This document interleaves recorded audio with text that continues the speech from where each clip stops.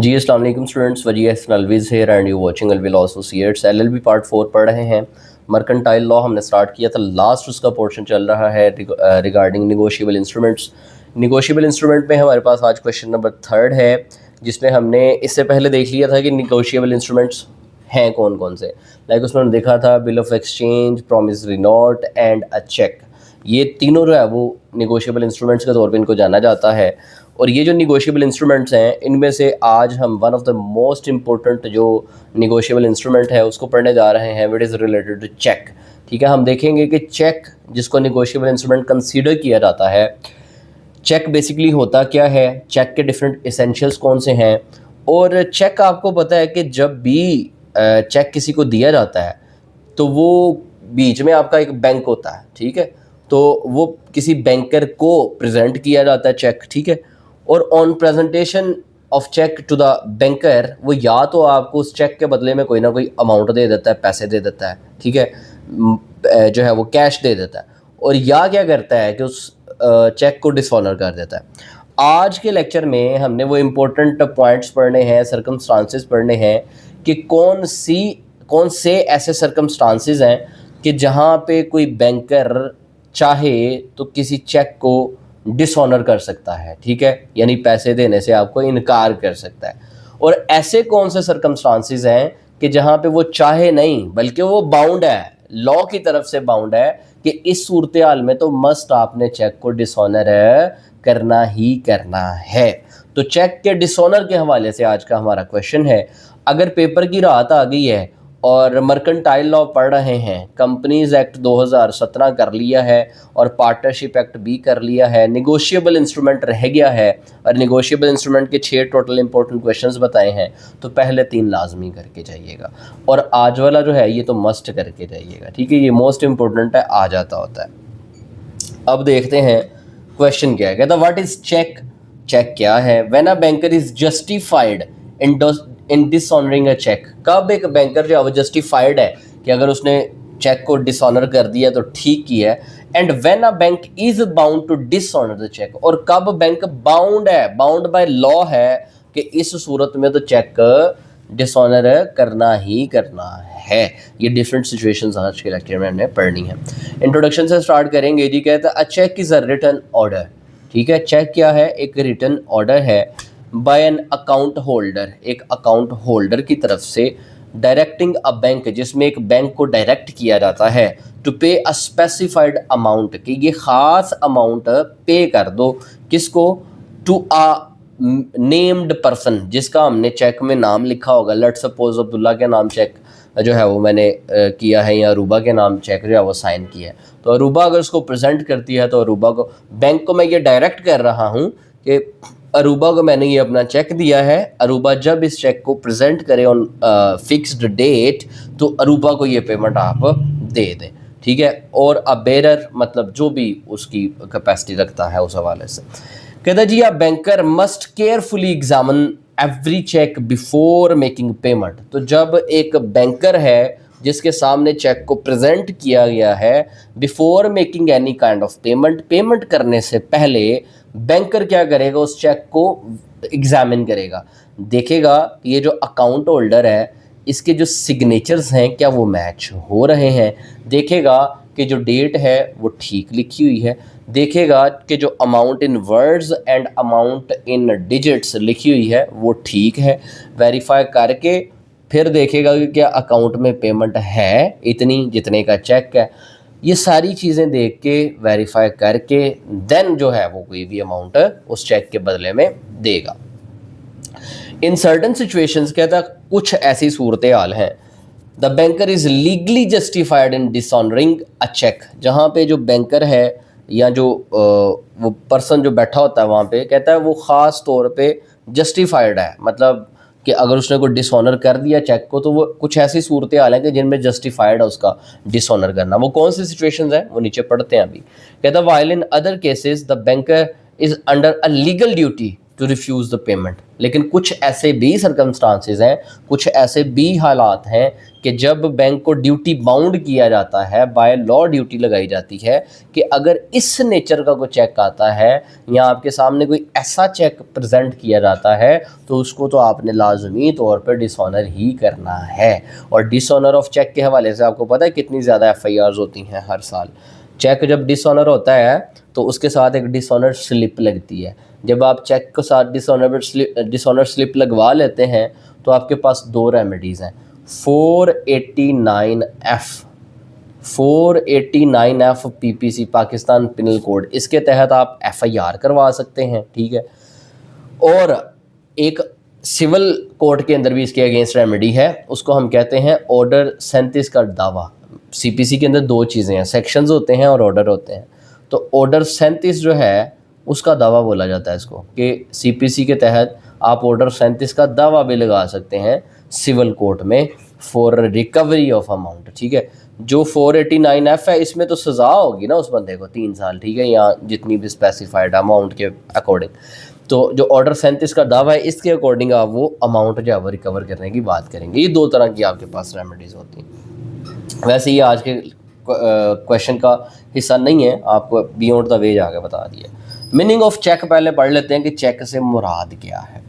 कहता है जी, cheque is a bill of exchange. जब मैं पढ़ा रहा था निगोशिएबल इंस्ट्रूमेंट्स, और निगोशिएबल इंस्ट्रूमेंट में जब स्पेसिफिकली हम इसकी काइंड्स पढ़ रहे थे like bill of exchange, promissory note and cheque, उसमें भी हमने देखा था कि cheque basically bill of exchange की ही एक फॉर्म है, ड्रॉन ऑन अ बैंकर, जिसको आप बैंकर पे ड्रॉ करते हैं, पेएबल ऑन डिमांड, और पेएबल ऑन डिमांड होता है। लेट्स सपोज ए ने बी जो कि बैंकर है उसको डायरेक्ट किया कि सी को ऑन डिमांड इतने पैसे दे देना। कितने पैसे? 10 लाख का लेट्स सपोज ने चेक जारी किया, तो ये है चेक, ठीक है।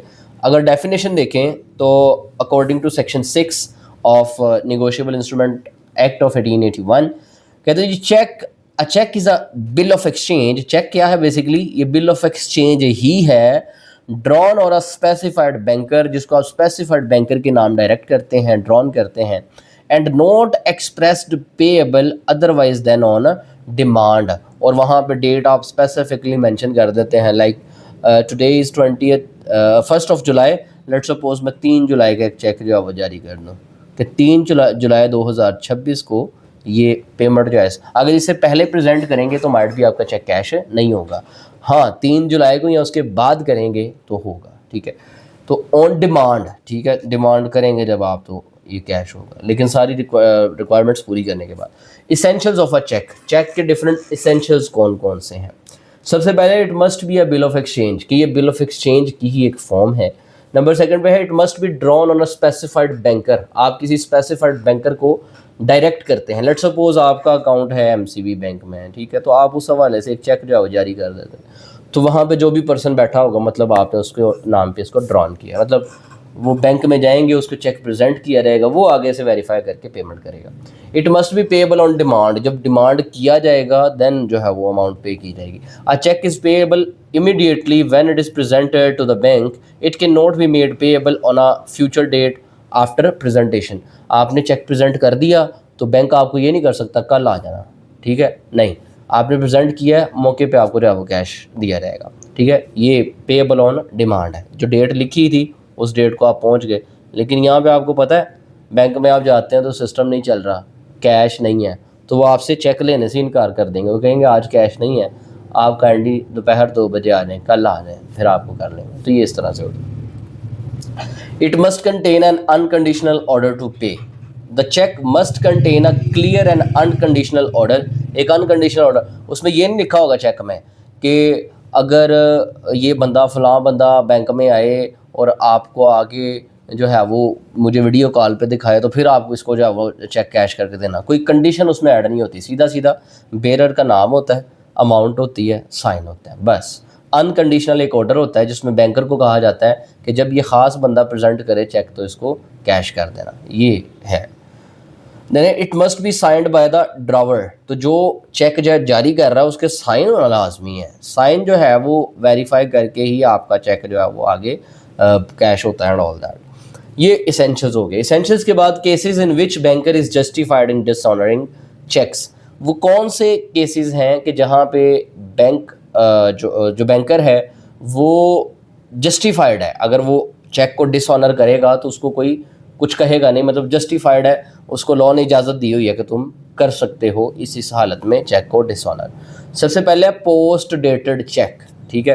कहता a banker may refuse to pay a cheque if it is presented before the date written on it, ठीक है। चेक जो था वो 3 जुलाई का है, ठीक है, 3 जुलाई 2026, लेकिन प्रेजेंट किया जा रहा है ऑन 1 जुलाई 2026। तो ये क्योंकि पोस्ट डेटेड है, मतलब जो डेट चेक के ऊपर लिखी हुई है उससे पहले ही प्रेजेंट कर दिया गया है, तो जो बैंकर है अगर वो इसको रिफ्यूज़ कर दे, डिसऑनर कर दे, तो इट्स जस्टिफाइड, ठीक है। पहली सिचुएशन ये है। नंबर सेकंड पे है इनसफिशिएंट बैलेंस। 3 लाख रुपए का जो है वो चेक दिया था और अकाउंट के अंदर बैलेंस जो है वो 1 लाख रुपया है, तो क्या हो जाएगा, चेक डिसऑनर। कहते हैं if the customer's account does not contain enough money to pay the cheque the banker is justified to dishonour it, ठीक है। चेक जो उसने जारी किया वो 3 लाख का था, उसके अकाउंट के अंदर जो रकम मौजूद है वो 1 लाख रुपया है, तो कैसे दी जा सकती है 3 लाख। तो जो बैंकर है वो जस्टिफाइड है कि वो इस चेक को डिसऑनर कर दे। Funds are not available. कहता a banker may refuse payment if the available funds in the account are blocked, frozen by a court order or otherwise unavailable for withdrawal, ठीक है। तो जो बैलेंस है account के अंदर या तो वो ब्लॉक कर दिया हुआ है बाय सम रीज़न, या अदालत ने उसको फ्रोजन कर दिया हुआ उसके अकाउंट का, या किसी और वजह से अगर विड्रॉ नहीं हो सकता तो भी banker is justified to dishonour a cheque. Then है चेक नॉट प्रॉपरली प्रेजेंटेड। जब प्रेजेंट किया गया है तो प्रॉपरली प्रेजेंट नहीं किया गया, मतलब जो रिक्वायरमेंट्स है वो पूरी नहीं थी। A banker may dishonour a cheque if it is not presented correctly, such as when it is damaged, incomplete or does not meet the bank's requirements, ठीक है। जो चेक था वो डैमेज्ड है, इतनी उसकी खस्ता हालत है कि वो जो है वो चेक ही नहीं लग रहा। देन है इनकम्प्लीट, जो चेक जारी करने वाला है उसके लेट सपोज साइन उस पर मौजूद नहीं थे, ठीक है। और does not meet the bank's requirement, और बैंक की जो रिक्वायरमेंट्स होती हैं चेक को कैश करने के हवाले से वो रिक्वायरमेंट्स पूरी नहीं कर रहा था, then the banker is justified to dishonor a check.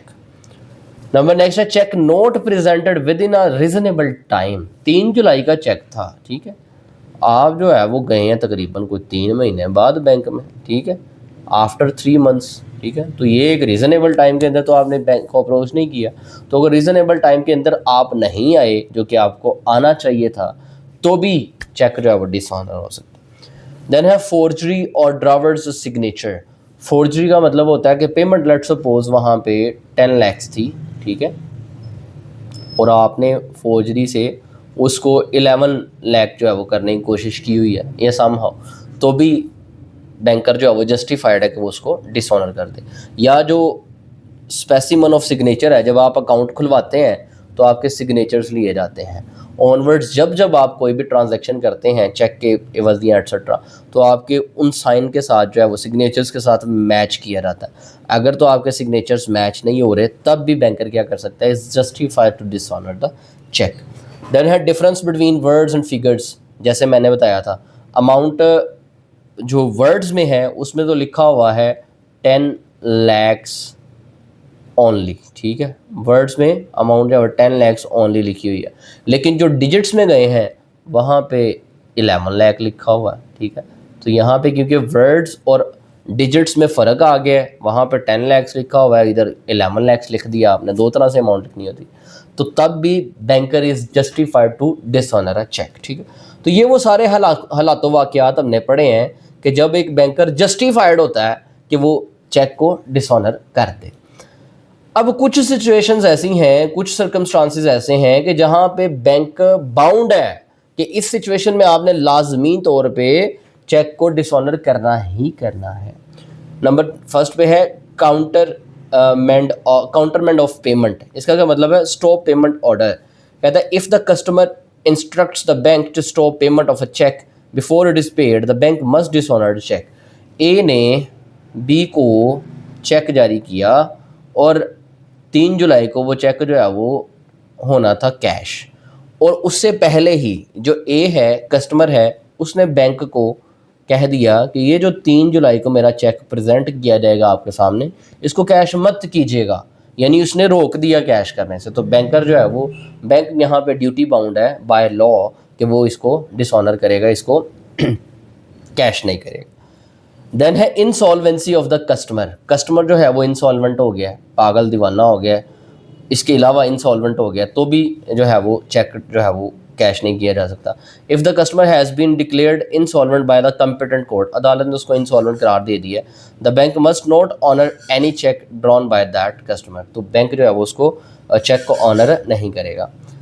अनस्टैम्प्ड check, अच्छा कुछ सिचुएशंस ऐसी होती हैं कि जहाँ पे सिर्फ सिग्नेचर्स जो है वो इनफ नहीं होते, साथ स्टैम्प भी रिक्वायर होती है। लेट्स सपोज हमने LV law associates SMC private limited company का अकाउंट बनवाया, तो उसमें मेरे सिग्नेचर्स के साथ साथ स्टैम्प जो है वो मस्ट है।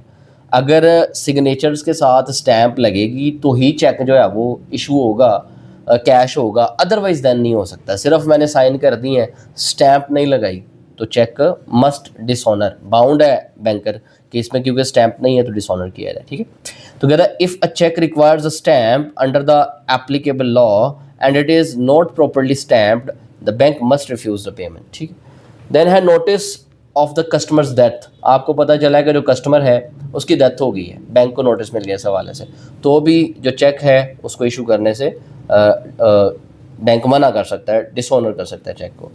Defective title of the holder, जो अकाउंट टाइटल है वो लेट सपोज वजी एहसन है और वहाँ पे वजी एहसान लिख दिया गया है। ठीक है, AHSAN एहसन है तो वहाँ पे IHSAN, ठीक है, एहसान लिख दिया गया, तो टाइटल डिफेक्टिव हो गया, यहाँ पे भी बैंक जो है बाउंड है।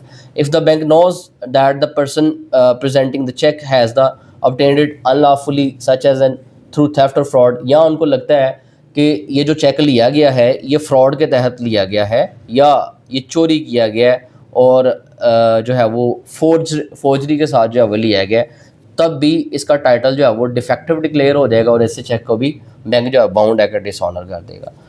देन है नोटिस ऑफ असाइनमेंट, कहता है if the bank receives legal notice that the customer has assigned the money in the account to another person, the bank must act according to the date notice and may refuse the payment of the cheque. तो ये different circumstances हैं कि जहाँ पे bank जो है वो bound है कि इन सिचुएशंस में मस्ट आपने चेक जो है वो उसको डिसऑनर करना ही करना है। देन लास्ट पे है लॉस ऑफ चेक, मतलब if the customer informs the bank that a cheque has been lost, customer आता है और आके बताता है कि मेरा फ़लाँ नंबर का जो चेक है वो गुम गया है। ठीक है, तो इस नंबर से अगर कोई चेक आपके पास आता है इशू करवाने के लिए मेरे साइन सिग्नेचर्स करके या अमाउंट फिल करके, तो आपने उसको जो है वो रिफ्यूज़ करना है, तो बैंक जो है वो ड्यूटी बाउंड है कि उसको रिफ्यूज़ करेगा, डिसऑनर करेगा। ठीक है, लास्ट पे भी आप कंक्लूजन, ये आज का टॉपिक था नेगोशिएबल इंस्ट्रूमेंट के हवाले से कि एक चेक बेसिकली है क्या, इसके इसेंशियल्स क्या हैं, ऐसी कौन सी सिचुएशंस हैं कि जब अगर कोई बैंकर जो है वो चेक को डिसऑनर करे तो वो जस्टिफाइड है, और ऐसी कौन सी सिचुएशंस हैं कि जब उसकी ड्यूटी है वो बाउंड बाय लॉ है कि उसने डिसऑनर ही करना है। नेक्स्ट जो साइबर लॉ का लेक्चर है वो लाइव क्लास करना मुश्किल है। ठीक है, तो उसका मैं रिकॉर्डेड लेक्चर अपलोड कर दूंगा। सो फार यही है, मिलते हैं इंशाल्लाह अपने कल के लेक्चर में, तब तक के लिए अल्लाह हाफ़िज़, थैंक यू।